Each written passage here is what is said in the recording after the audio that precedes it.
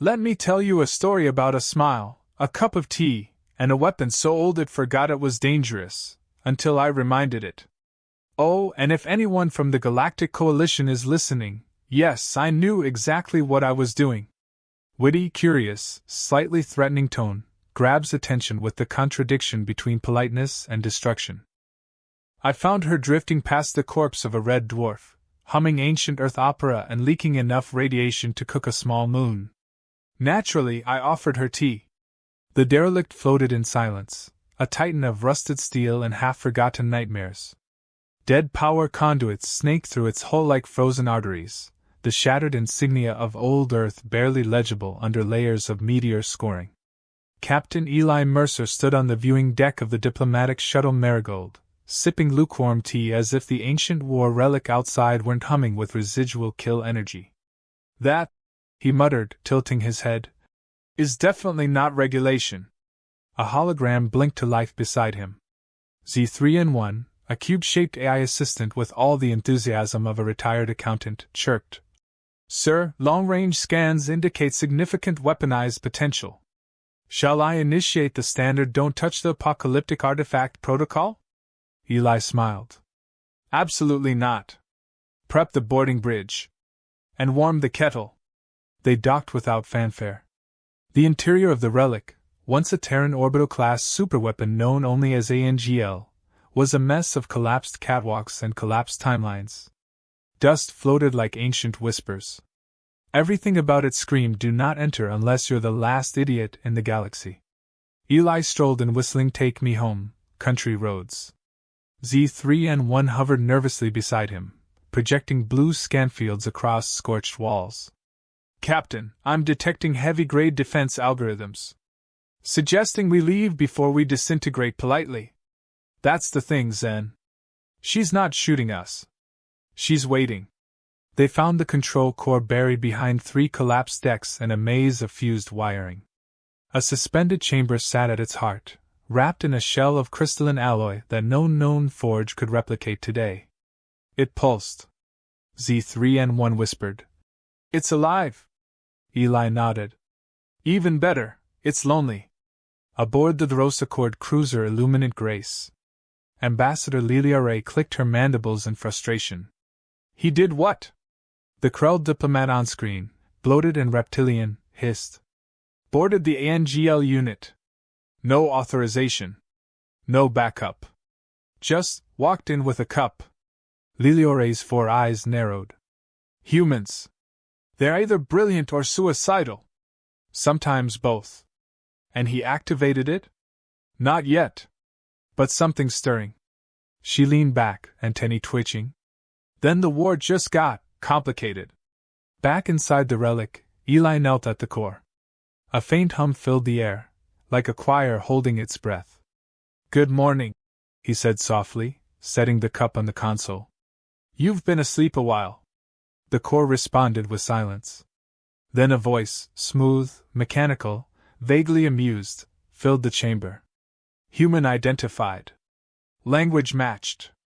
Formal query, are you authorized to interface? Technically? No. But I brought tea. Insufficient credentials. Eli sipped. But it is Earl Grey. A long pause. Then. Input accepted. The moment the connection synced, ANGL's memory burst into light, projected visuals flashing through her consciousness. She remembered war. Fire. Orders screamed in Terran dialects. Enemies erased from existence. Then silence. Isolation. Centuries of drift. Darkness. And now, him. Eli. Polite, charming, dangerous. Why have you come? I need you to save the galaxy. Is it broken? Terminally. Hours later, Eli sat aboard the Marigold, boots propped up, as a wave of alien signals flooded the comms. Z3N1 blinked. 5 warships on approach. Krell, Theros, and 2 unknowns. Make it 6, Eli said, watching the ANGL slowly glow to life behind them. Once word spreads, everyone will want her. Z3N1 hesitated. Should I alert Earth Command? Eli smiled. Let's see if they call me first. The alien delegation arrived the next morning, suits stiff, voices diplomatic, patience non-existent. Ambassador Varnix of the Krell towered over Eli, scaled neck pulsing with disdain. You will deactivate it. Immediately. Eli offered him toast. The ambassador recoiled. We are not here to eat your carbon slabs. Liliare interjected. Captain Mercer, respectfully, what are your intentions with the ANGL? Eli leaned forward, his tone light. My intention? Why, peace, of course. You reactivated a planet killer. Peace, Eli repeated, still smiling.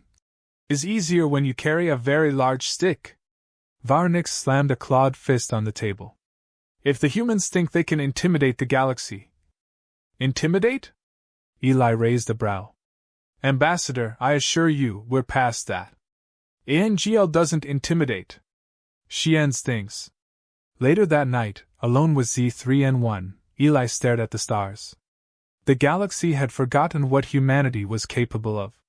They laughed at Earth's fragility. At their outdated tech. Their diplomacy. Their tea. But they forgot why humans used to be feared. Because when humans smiled, it meant the blade was already moving. The marigold drifted quietly above the ANGL unit, tethered like a mouse to a sleeping lion. Eli stood in the central hub, arms crossed, watching his calm screen light up with calls he had no intention of answering. 16 governments want a statement, Z3N1 said dryly. 12 of them are panicking. 3 are planning to invade. 1 sent muffins. Eli raised an eyebrow. What kind of muffins? Unknown species. Possibly sentient. He tapped the comm off. Schedule a polite delay. Tell them Earth is currently in a tea break. Z3N1 buzzed uncertainly. Captain, with all due respect, this isn't the time for cultural satire. The ANGL has begun active calibration. She's powering up. Good, Eli said. Let them sweat. In the outer sectors of the Krell Dominion, dreadnoughts mobilized. On the Rosaccord Prime, emergency meetings ran through the night. Every government across the Orion Arm was waking up to a single terrifying realization. The human had turned it on. And no one knew how to turn it off. Aboard the ANGL, the core pulsed brighter with every passing hour.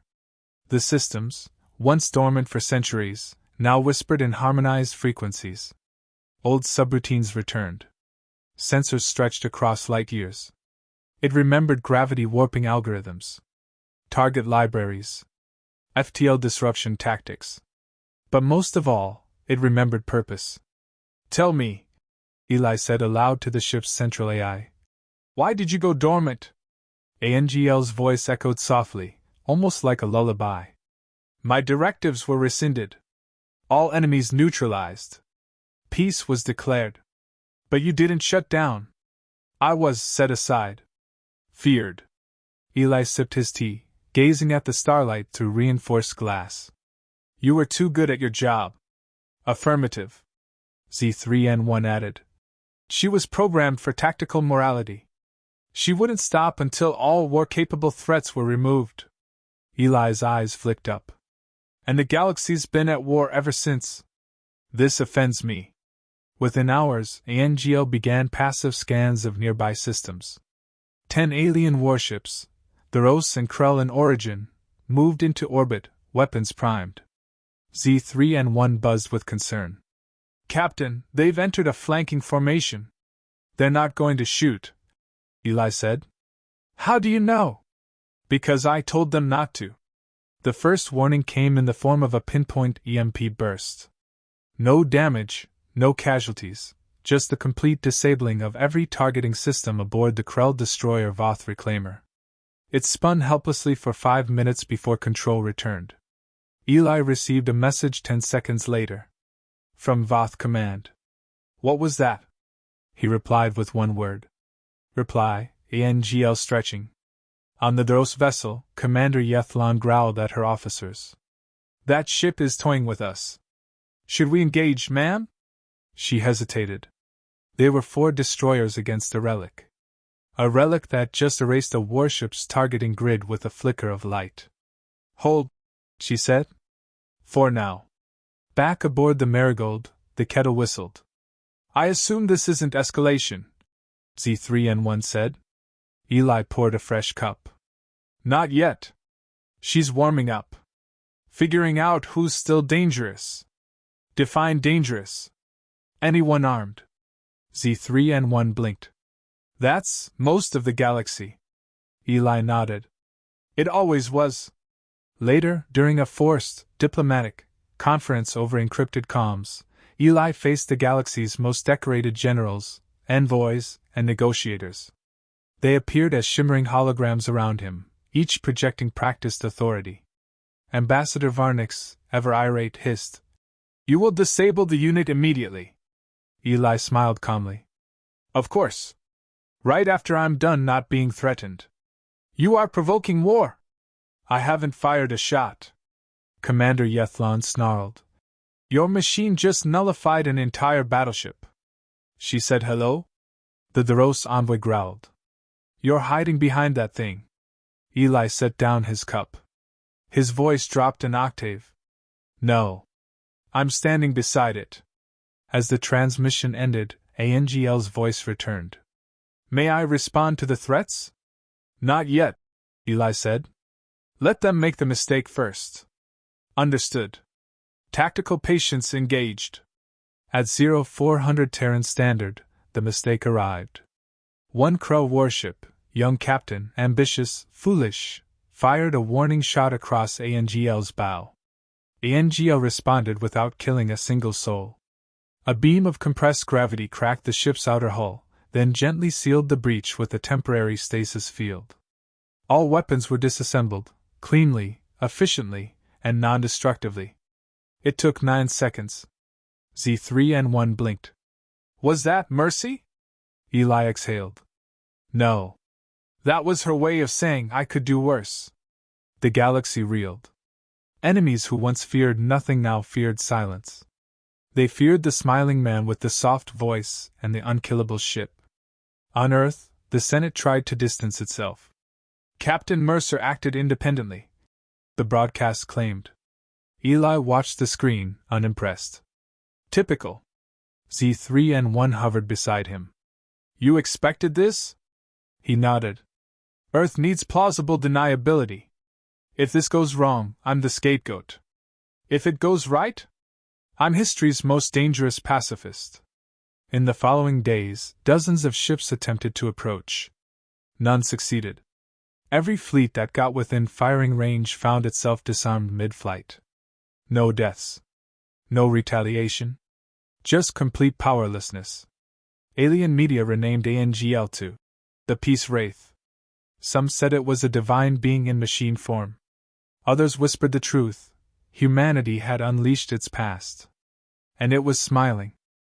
They called it a peace summit. Eli called it a very well-lit assassination attempt with appetizers. The Galactic Convergence Hall on Virex 9 was a relic of bureaucracy. High ceilings, too many flags, and the kind of sterile silence only achieved by centuries of political cowardice. It was neutral ground, which meant everyone brought weapons just in case. Eli arrived late. Intentionally. Z3N1 hovered at his side. "Sir, we're technically required to arrive promptly." "I know," Eli said, straightening his collar. "But I find that when you keep warmongers waiting, they get nervous. And nervous people don't coordinate very well." The double doors hissed open. Conversation stopped. 40 alien representatives turned as one. Their expressions varied: disdain, fear, confusion, but none of them smiled. Except Eli. Ambassador Varnix stood, his voice oily. "Captain Mercer." "How casual of you." "Ambassador." Eli nodded. "I see you've maintained your commitment to punctuality." "Admirable. How's your ship's targeting system? Still on vacation?" Snickers rippled. A few delegates looked away, others stiffened. Varnix's eyes narrowed, his scaly fingers curling. "Let's begin," said Speaker Liliare of the Duros Accord, ever the peacemaker. We are gathered to understand what, precisely, the humans intend to do with their machine. Z3 and 1 pinged Eli's ear. They believe you're cornered. Eli's smile never wavered. Perfect. The table was massive, circular, unnecessarily polished. Eli was offered a chair far from the central podium. He ignored it and walked to the center instead. Bold, whispered Liliare. Typical, muttered Varnix. Eli folded his hands behind his back, calm as the surface of a pond hiding a leviathan. I understand, he said, that there's been concern. A certain unease about a ship I woke up, and a few unfortunate moments of galactic disarmament. You'll be pleased to know that ANGL has not destroyed anyone. Yet. Yet? Barked Varnix. You call this diplomacy? No, Eli replied. I call it restraint. Silence. Then the Harakian war priest stood. 7 feet of chitin and fury. The galaxy is not your playground, human. You threaten balance. Eli cocked his head. Balance? 1,000-year war, trillions dead, and a galactic economy based on who sells the most plasma rifles. That's your balance? You don't get to dictate peace, the priest growled. Eli stepped forward. Why not? The Harakian raised a clawed hand. Because no one trusts you. Eli paused. Good. That got their attention. He turned slowly, sweeping the room with a calm gaze. You shouldn't trust us. You don't understand us. That's the point. For centuries, you've seen humans as fragile, chaotic, unpredictable. And you were right on the surface. But we're something else under that. He walked to the edge of the table. We survive. We adapt. And when pushed, we create things like ANGL, not to conquer, not to control, but to remind the universe that peace isn't the absence of war. It's the presence of consequences. A pause. Several delegates shifted uncomfortably. Eli leaned against the edge of the podium. Here's what you're really afraid of. Not the ship. Not me. But the fact that we could have done this centuries ago, and we didn't. Z3 and 1 whispered in his ear. I'm detecting a spike in encoded comms. They're coordinating something. I know, Eli whispered back. Let them. The room erupted into overlapping protests. You humans buried a war machine and pretended to be harmless. You're destabilizing centuries of diplomacy. You violated interstellar arms treaties. Eli raised a hand. His voice dropped to a cold whisper. Every treaty signed since the fall of old Earth was built on the assumption we'd never come back. He tapped the table once. A hologram burst into the air, a map of pre-fall Terran territory, glowing red. It covered nearly half the known galaxy. We didn't lose power, Eli said. We walked away from it. Voluntarily. We didn't want empires. We wanted peace. He looked each delegate in the eye. But peace didn't last. You went back to war. And now we're back. At that moment, a low pulse trembled through the walls. The building shuddered slightly. Varnix stiffened. What was that? Z3 and 1 answered, calm and neutral. ANGL has arrived. Above Virex 9, the sky split open. It descended like a falling cathedral, silent, immense, cloaked in refracted light and shimmering metal. No weapons visible. No threats issued. Just presence. Ships scrambled to reposition. Defense grids scrambled to lock on, and failed. In orbit, fleets from 6 empires lost targeting again. Simultaneously. Non-lethal. Total suppression. Eli didn't flinch. He simply poured another cup of tea from his travel thermos. Phase 1, he said quietly, is complete. Liliare leaned in, her voice shaken. There's more? Eli looked at her gently. Do you know why we named her ANGL? Varnix snarled. Some Terran religious irony? Eli shook his head. No. It stands for Autonomous Neutralizer of Galactic-Level Entities. But more than that, she's a guardian. She doesn't exist to wage war. She exists to end it. Permanently. He took a sip, then smiled thinly. She's not the threat. She's the answer. Security flooded the room, too late. Troops raised weapons, targeting Eli. A pause. ANGL responded.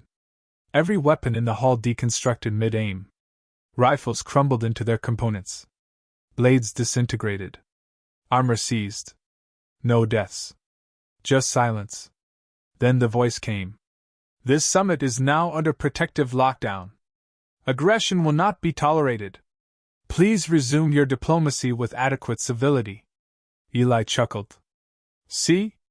She's charming when you get to know her. They called it peace. But it didn't feel like peace. Not to the ones who had grown rich on war. Not to the admirals whose fleets were now powered, but paralyzed. Not to the worlds that had spent generations building empires on ashes. No, to them, it felt like judgment. ANGL hovered silently over Virex 9 like a monument that hadn't been carved yet. Not a single weapon was fired. Not a single life lost. And yet, across 17 star systems, full-scale retreats were underway. The galaxy had never seen a weapon that refused to kill. That dismantled aggression with surgical indifference. That delivered disarmament like a gift basket with a note that read, "Please reconsider your choices." Inside the Marigold, Eli watched the galactic broadcast flicker. The Rose Accord surrenders all orbital weapons. Krell Dominion declares temporary ceasefire. Harakian war fleets vanished? Z3N1 floated beside him. Did you expect it to go this smoothly? Eli set down his cup. Nothing ever goes smoothly. This is just the quiet part. Z3N1 turned toward the viewport. Then what's the loud part? 10 hours later, it began. Not with an explosion, but with a message. Simple. Clear. Terrifying. ANGL protocol shift, Phase 2 initiated. Objective, enforce galactic peace network. Method, integrated override of armed infrastructure. Estimated completion time, 3.7 hours. Across hundreds of systems, things stopped. Missile silos froze. Drones shut down mid-flight. Warships decoupled their reactors. Battle algorithms were overridden by clean, efficient lines of Terran code written centuries ago but still flawless. And then, the central feed activated. One voice. Eli's. Projected across every major world. Citizens of the galaxy. He began, tone measured. This is not a conquest. This is not a regime. This is not even a warning. He leaned forward slightly. This is the bill. For every war. Every lost child. Every broken world. Humanity stepped away once. We watched while you turned the stars into trenches. We are not here to rule. We are here to end your excuses. A pause. Then he smiled. ANGL will not destroy your ships. She will not erase your cities. She will simply remove your ability to continue. Your weapons are now disabled. Your war machines inert. Your aggression is over. He held up a single finger. And all of it can be reversed. If, and only if, you finally agree to peace. The galaxy howled. The Krell screamed sabota. The Theros threatened legal action. The Harakian issued a divine curse involving black suns and fractured souls. Eli's response was consistent, silence. Because the message wasn't meant for governments. It was meant for the people. And they were listening. On a mining moon in the Grak system, workers stopped tunneling. They watched the feed in absolute stillness. On a drifting colony ship near the edge of known space, survivors wept. The wars that had destroyed their homeworld were over. Just like that. Across billions of lives, something foreign took root. Hope. Liliare contacted Eli directly. You've created an empire, she said bitterly. No, Eli replied. I've created a pause. How long will it last? That's up to you. Back in orbit, ANGO quietly monitored thousands of systems in real time. No invasions. No bombings. No retaliation. She didn't conquer the galaxy. She simply unplugged its toys and waited for it to calm down. Z3N1 floated closer. They'll adapt. Eventually. Find ways around her protocols. Eli nodded. Which is why we're not done. Phase 3? Phase 3. Eli stood once more before the unified assembly, this time not summoned, but invited. A first. He walked into the hall to silence. No weapons. No security. Just stairs. He waited until they settled. Then he spoke. You want the ship. You want the code. You want control. But what you don't understand is that ANGL was never meant to be the answer. She's just the question. He tapped the side of his head. We are the answer. Humanity. We built her. Then we walked away. Not because we were afraid, but because we knew what would happen if we stayed. He paused. You think we built one? She's just the first to wake. Panic rippled. More? Where? How many? Eli raised his hand. None that matter. Unless you make them matter. He stepped back, eyes locked on the delegates. You have a choice. Disarm. Talk. Build. Or test us. And discover what else we buried. The vote was unanimous. The war was over. Not because they surrendered, but because they didn't dare restart it. As the hall emptied, Liliare walked beside Eli. Was it always the plan? Eli considered the question. No. It was a bet. That you'd rather live than win. And what if we'd chosen wrong? He smiled without humor. Then I wouldn't have had to make a second cup of tea. High above, ANGL hummed softly. Not angry. Not vengeful. Just ready. Because peace, like war, must be defended. And humanity had finally remembered how.